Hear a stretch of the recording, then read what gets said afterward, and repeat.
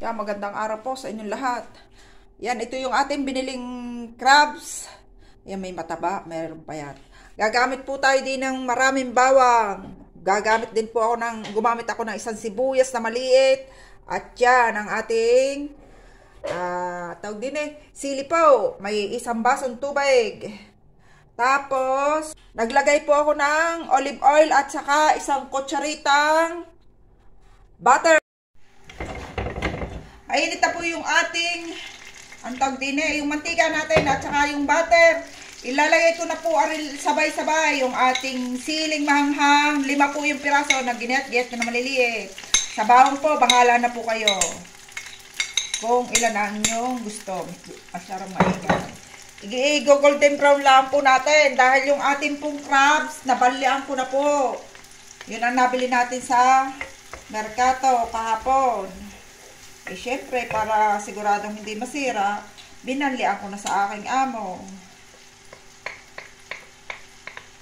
Ngayon, ang technique pala doon, para po hindi pala mag-explode yung ating crabs kasi nung unang ang luto, doon sa mga nakapanood, ay nagtalsikan. Ang ginawa ko, doon sa plastic, pinilas ko lang ng kaunti. Tapos saka ako hinugwasan siya. Hindi ako nahirapan. Paluto na po yung ating bawang, yung ating mga palahok. Maglalagay ako ng kaunting asin. Kaunting lang po. Ariho ay salig. Haluin uli natin at lutuin natin. Naglagay tayo din ng olive oil para naman hindi masunog yung ating butter. Kasi pag butter lamang, mabilis pong masunog. Nag-uumpisa na siyang mag-golden brown. Ganito na po yung ating bawang at ang ating mga sili. Ang tawag din ay chili garlic sa ating niluluto.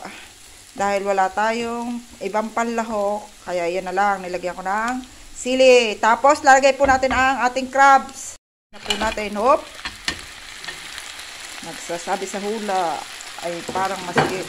Tapos dahil yan nga lang po para naman medyo may sabaw, gagamit ako ng isang basong tubig para may sabaw-sabaw ng konti. Dahil naglagay po tayo ng kaunting asin, may kaunti ako din ng patis. Ari po ay tasang maliit na pangkape. Tasa ng Italia. Haluin natin at pakuluin ito sa siguro mga 5 minutes lamang. At okay na po ito. At ere naman po ay luto na. Yan, ito na po ang ating finished product ng ating nilutong crabs. Ngayon, ang sili po yung nilagay ko din ay 5. Doon sa hindi po mahihilig sa mahanghang, isa lang po ang inyong ilagay para hindi mahanghangan. Dahil ito ay sadyang kagat ang hanghang. Pinutol ko po dahil doon sa unang niluto natin ay medyo nahirapan ang inday magbiak. Kaya yan, pinutol-putol ko siya. Yan, salamat po sa inyong panonood. God bless po. Bye-bye. Napakasarap po na rin.